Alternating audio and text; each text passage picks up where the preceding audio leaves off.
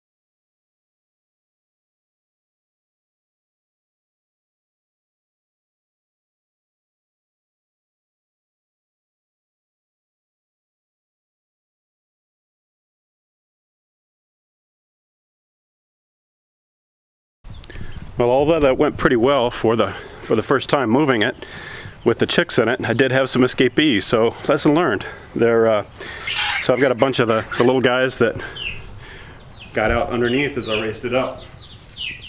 So we'll just have to catch these guys and get them back where they belong. Well, it's taken some time to get these chickens caught, but the ones that escaped, I think we've got them all back in there. We might still have one that's loose that we can't find. Don't hear it, don't see it.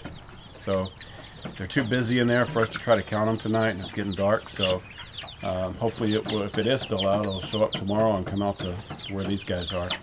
But my wife got home and tried to help me catch them, and she's laughing at me for moving the thing by myself and wishing I hadn't done that. But overall, we got them outside. They're moved, and so they'll start getting ready for living outdoors.